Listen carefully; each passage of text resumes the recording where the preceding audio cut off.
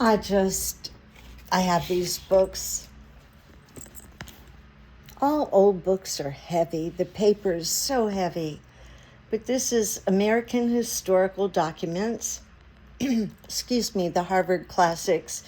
And so I'll just pick up a book and start reading whenever I'm not just as a sideline. And I was kind of looking for some kind of evidence about to back up the other stuff I have about how this was all laid out and planned to begin with.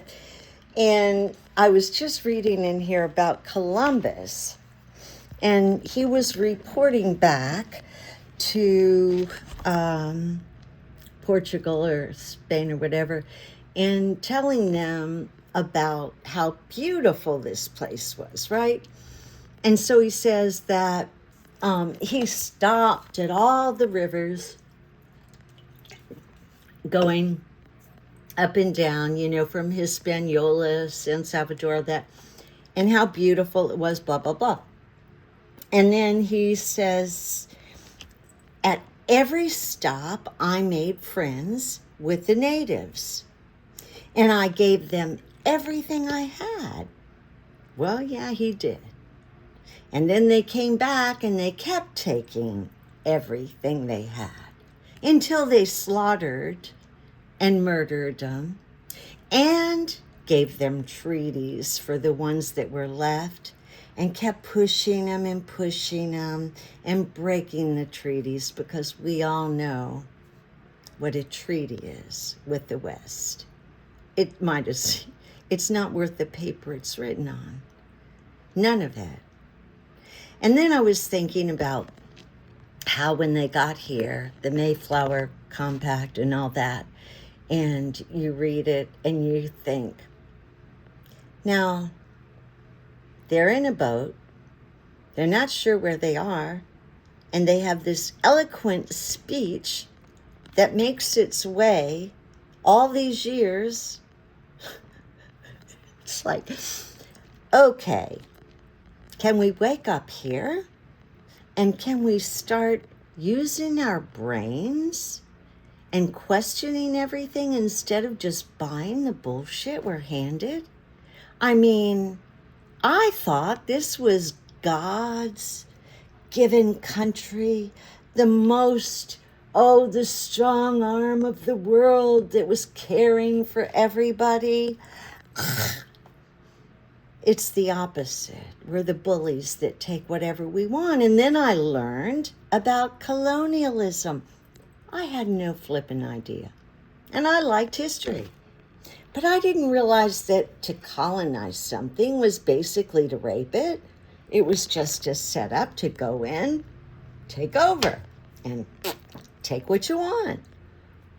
I never saw it that way. I thought it was these God-fearing people that came over, and a colony was, they got a little city going. And the colony stuck together and reported back, all this beautiful, beautiful, patriotic picture. And then one day I saw that on my stuff that the maps were laid out. Now, okay, so you've got Spain or England sending people over, and you tell them how to map it out or whatever. Okay, I can kind of get that, but no. I mean, they're platted just like they are over there. I mean, this was a cookie cutter approach. They knew exactly what they were doing. They had the slaves planned before they even got here. It's creepy. And it was just plantations. That's just where you go to steal people's stuff. It is. It's just a plantation is where you go to take over somebody's property. And I didn't know that. I thought it was wonderful to be a plantation owner. Oh my gosh, when I found out we were plantation owners, I was like proud. Even though we owned slaves, I was proud.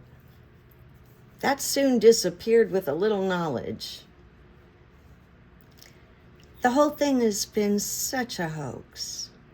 Such a hoax. And it seems like, I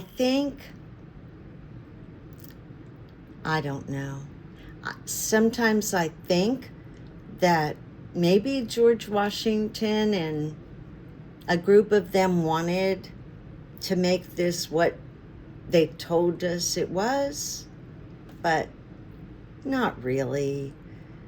Washington set up the patent system. He set up the canal system.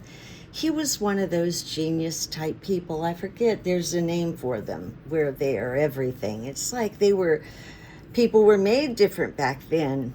If you look at one of the older presidents, I've got a little book of presidents here, an old book, like written in 1902, and or 1962, and talks about all the presidents, and by 13, they were running countries. Yeah, they were just different. They had a lot of skills. Look at Washington. Look at Ben Franklin. Those people could do anything and were geniuses at everything. A polymorph, maybe that's what it is. At any rate, so he set up that system, and too much. And then, of course, the revolution, and it was a good show. I think it was just a good show. Once we came over here, I've read a couple accounts, but the gold we sent back to Europe caused such inflation over there. It's crazy when you see what they took from here. But I'll bet you the first things they took, and I'm getting ready to investigate this a little more, was artifacts. Because we know there were pyramids and all over the place, and mounds and everything, and all kinds of ancient people. This land is probably older than Europe, maybe. There have been people here for ages. And so the artifacts, they wanted their narrative to work, right? The Jesus God thing wasn't going to work if you came over here and found Egypt, right? So they literally cleaned it out. And then you find out about people like Roosevelt that pretended to be saving the parks, and he was really hiding a lot of stuff, and there are ley lines all through the nation, and magnetic ley lines, and they're all connected, and all the tunnels underground, and it goes on and on. There's just no end to the crapola. But anyway, I don't know why, I just keep reading and I keep finding it, and it keeps adding up, and it's just creepier than ever. But I'm getting, a handle on it, to the extent that evil is evil. It's greed, and there have always been power-hungry people, and there always will be. And it's just learning not to play their game and to live a life without any of that garbage. And it's hard to separate yourself, but I'm learning. I'm getting there. Anyway, I stopped voting quite a while back. It's such BS. And then January 6th was my final straw. So, yeah, I've done a deep dive and found a lot of deep doo-doo. Thanks for being with me. I'm going to report on that book. It's got some pretty creepy stuff, but I always say, why are you doing that, Cindy? Just start learning more about consciousness and pyramids and stuff you can do, but I'm always curious.